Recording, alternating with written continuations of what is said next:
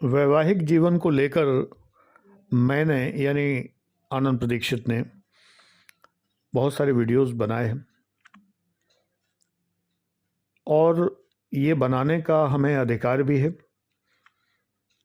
क्षमता भी है और योग्यता भी है, क्योंकि 50 साल मैरिज को हो गए हैं और ईश्वर की कृपा से हम लोगों ने एक जो आदत बनाई हुई है मैरिज के पहले दिन से, 1973 मैरिज हुई थी, उसी साल मैंने मैरिज के ठीक पहले कॉफ़ी पीना सीखा था।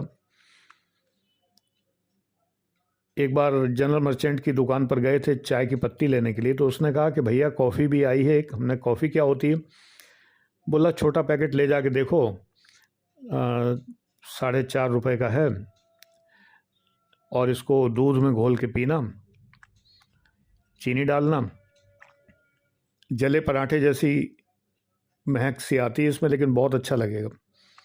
मैं इनोवेटिव किस्म का पर्सन हूँ, कॉफ़ी ले आया। मैरिज होने वाली थी, उस समय की बात है। अब तो मुझे कॉफ़ी बहुत अच्छी लगने लगी। उस दिन का दिन है और आज का दिन है।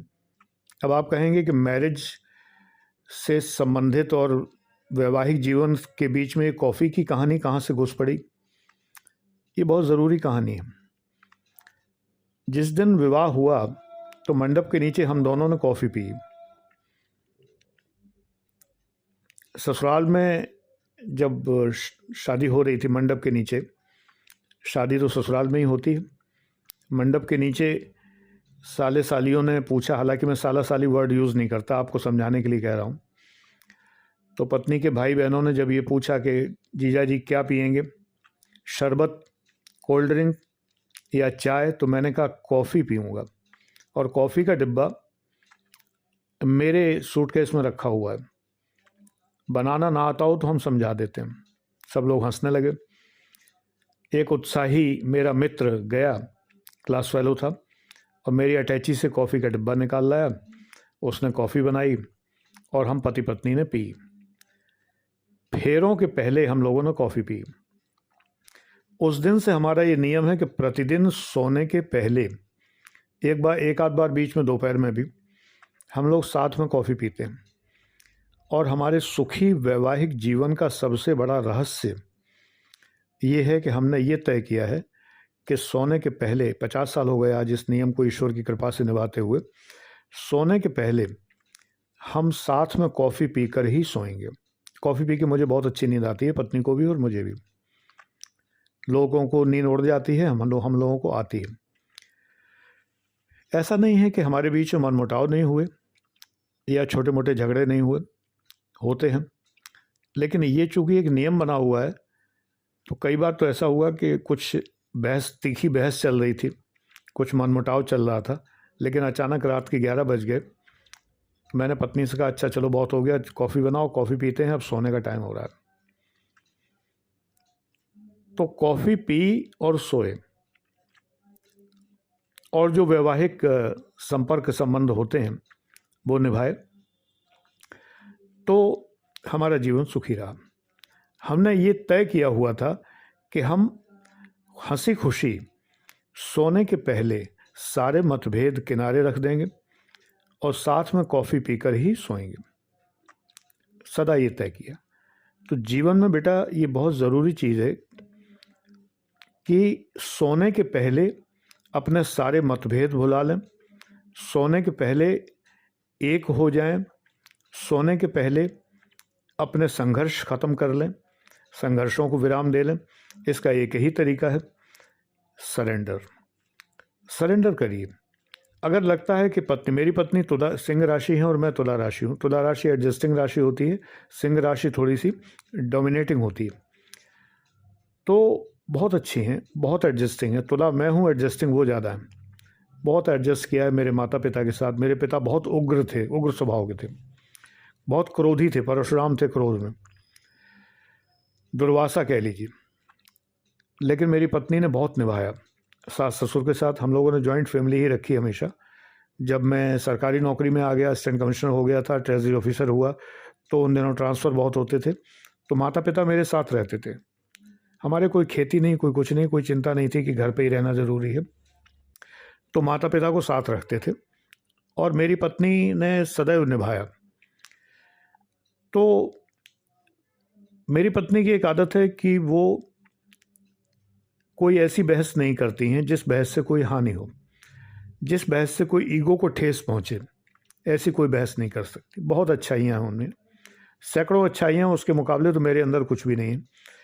लेकिन मेरे अंदर एक चीज़ है कि जिस बहस का कोई अंत नहीं है वहाँ पर मैं सरेंडर कर देता हूँ। मैं कहता हूँ तुम ही सही।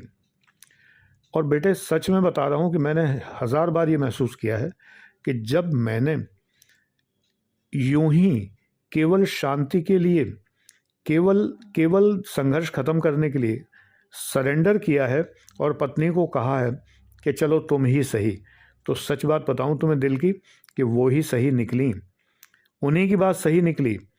उस समय मुझे ये कहते हुए तो ये लग रहा था कि नहीं सही तो मैं हूँ, लेकिन मैं चलो कह देता हूँ कि तुम ही सही, जिससे झगड़ा ना हो।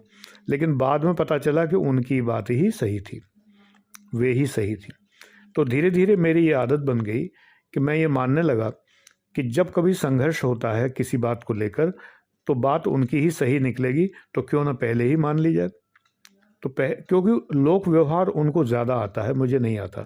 मेरे कोई मित्र नहीं है, ना मैंने कभी बनाए, ना मुझे कोई कमी अखरती है कि मित्र नहीं है तो हाय मैं मरा जा रहा हूँ कि मेरे कोई मित्र नहीं। मैं बड़ा सुखी हूँ, मित्रों के बिना मैं बहुत सुखी हूँ।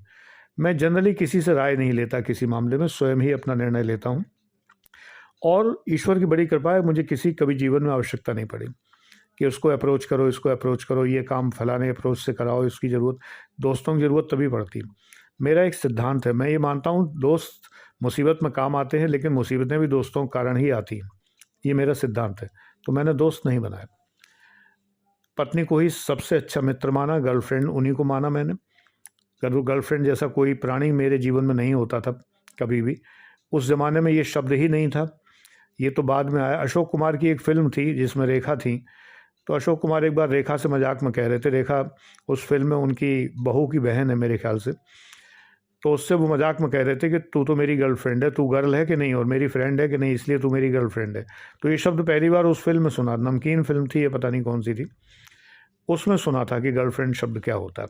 तब हम ये नहीं जानते गर्लफ्रेंड का मतलब ये होता है कि वो फ्रेंड, वो लड़की फ्रेंड जिसके साथ में सेक्सुअल रिलेशंस हों, उसको गर्लफ्रेंड कहते हैं। ये मुझे नहीं पता था, ये तो बहुत बाद में पता लगा। तो ऐसे कोई रिलेशंस मैंने कभी नहीं बनाए, एक्स्ट्रा मैरिटल अफेयर्स के चक्कर में नहीं पड़ा कभी भी, विवाह इतर संबंध जो होते हैं उन चक्करों में नहीं पड़ा, भाभियों पे बुरी निगाह नहीं डाली कभी भी, सालियों पे बुरी निगाह नहीं डाली, पत्नी की बहन को बहन समझा, तो सब कुछ सही चलेगा ही चलेगा। सदैव पत्नी के भाइयों को गुलाम नहीं समझा, ये नहीं है कि ये साला जो है ये मेरा सूटकेस उठाए, ये सब काम मैंने नहीं किए। पत्नी के माता पिता को सगे माता पिता जैसा ही सम्मान दिया सदैव। तो इन सब कारणों से गृहस्थी सुखी रहती है सदैव, ये मान लीजिए। मानना ना मानना आपके हाथ में है, और हालांकि मैंने कोई ऐसी बात नहीं कही जो मानने लायक ना हो, लेकिन अगर इन बातों को आप मानते हैं तो आपका जीवन सुखी रहेगा। एक उसूल बना लीजिए। लेकिन नॉर्मली हाँ, एक चीज़ मैं कहूँगा कि जनरली क्या होता है कि आप जब मेरी बात नहीं मानते हैं तो आपके माइंड में एक लॉजिक होता है। आप कहते हैं आपकी पत्नी बहुत अच्छी रही थी, मेरी पत्नी तो अच्छी नहीं है। उसे अच्छा बनाइए, उसे अच्छा कौन बनाएगा, उसे अच्छा बनाइए, अच्छे व्यवहार से, सम्मान से, प्यार से, केयर से, इज्जत देकर, उसका मजाक ना बनाकर। पत्नियों को बड़े मजाक बनाते हैं लोग, उसका मजाक ना बनाकर और सबके सामने उसकी इज्जत करिए, तो वो भी बहुत अच्छी बनेगी, विश्वास करिए। Thank you.